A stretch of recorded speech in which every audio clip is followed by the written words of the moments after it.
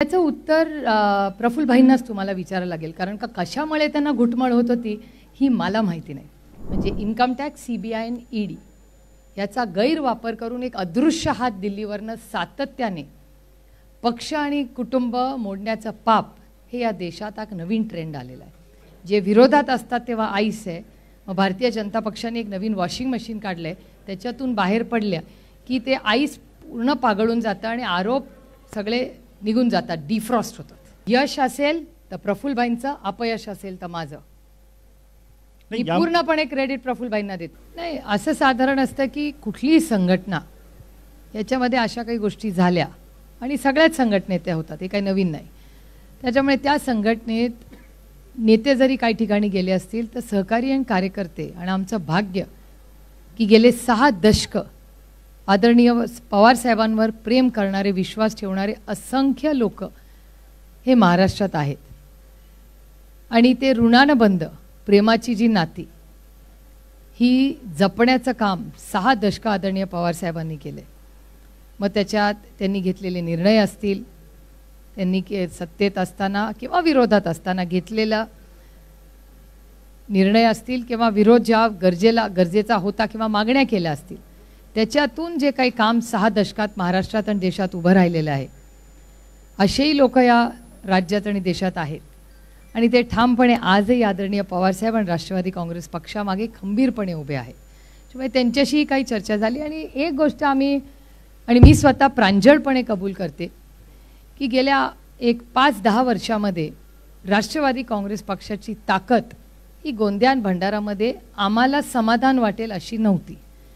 आणि त्याच्यामुळे आता जी काही नवीन परिस्थिती उद्भवली आहे त्याच्यातून पुन्हा एकदा नवीन उमेदीने राजकीय आणि सामाजिक प्रश्न घेऊन राष्ट्रवादी काँग्रेस पक्ष पुन्हा पूर्ण ताकदीने महाराष्ट्राच्या मायबाप जनतेची सेवा करण्यासाठी कामाला लागलेला आहे. आणि त्याच्यात गोंदिया आणि भंडारामध्येही त्याच पद्धतीने काम होईल.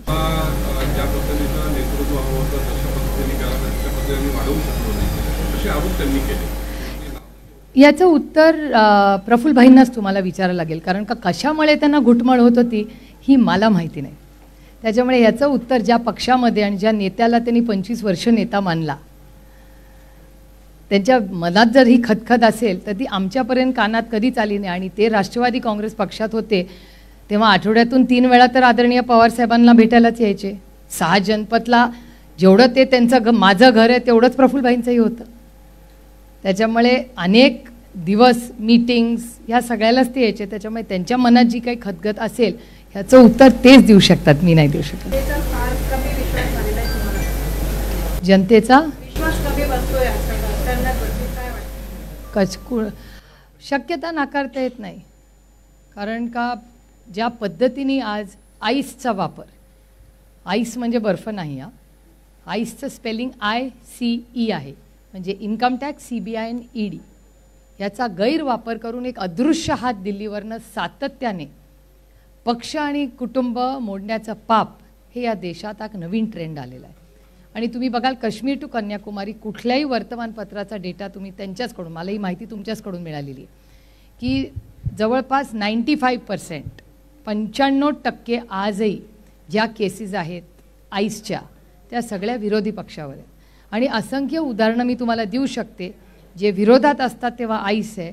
मग भारतीय जनता पक्षाने एक नवीन वॉशिंग मशीन काढलं आहे, त्याच्यातून बाहेर पडल्या की ते आईस पूर्ण पागळून जातं आणि आरोप सगळे निघून जातात, डिफ्रॉस्ट होतात.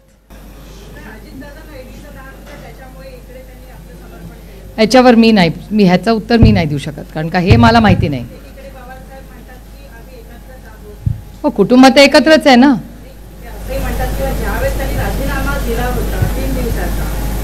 फक्त मी सहजच राजीनामा दिला तर कारण की आमच्यामध्ये फुटाफूट होत होती, त्यामुळे सगळ्यांना एकत्र आणण्याचं काम मी केलं, म्हणून मी फक्त राजीनामा देण्याचं फक्त एक नाटक केलं आहे. हे स्टेटमेंट तुमच्याकडे आहे रेकॉर्डवर? नाही, रेकॉर्डवर आहे का स्टेटमेंट? कारण का माझ्या ऐकण्यातनं वाचण्यात हे स्टेटमेंट आलं आहे. तर तुमच्याकडे रेकॉर्डवर हे असेल तर जरूर मला पाठवा. ज्या दिवशी तुम्ही द्याल मी तुम्हाला उत्तर देईन. नाही, मी नाही वाचलेलं. मी वर्तमानपत्र सगळे वाचते आणि चॅनल्स रोज सगळे पाहते. मी हे स्टेटमेंट ना ऐकले ना वाचले. तुमच्या ज्या वर्तमानपत्रात असेल प्लीज मला द्या. त्या दिवशी मी फक्त तुमच्यासाठी प्रेस घेईन. ताई तुम्ही म्हणाल्यात काय थोड्या वेळापूर्वी की गोंदिया आणि भंडारामध्ये समाधानकारक कामगिरी नव्हती पक्षाची कामगिरी समाधानकारक नव्हती असं म्हणाल. नाही नाही, डेटा स्पीक्स फॉर नाही, इटसेल्फ. आणि- म्हणजे मी डेटा वाईज बोलते, हां. मी कुणाबद्दल वैयक्तिक नाही, बोलत अजित नाही. पवार गटांचा कार्यक्रम झाला होता मध्ये, प्रफुल्ल पटेल साहेबांनी भाषण केलं त्यावेळेस म्हणाले की विदर्भातल्या आमच्या नेत्यांनी ते काम केलं नाही किंवा पक्ष वाढवला नाही. तुम्ही त्यांच्यावर आरोप करता, एक अप्रत्यक्षपणे नाही, ते नाही, मी त्यांच्यावर आरोप नाही, करतात. नाही, मी कुणावरच आरोप करत नाही. यामुळे राष्ट्रवादीची ताकद विदर्भात वाढली नाही नाही नाही नाही, का? प्लीज गैरसमज नसावे. यश असेल तर प्रफुल्लभाईंचं, अपयश असेल तर माझं. मी नाही, पूर्णपणे क्रेडिट प्रफुल्लभाईंना देते.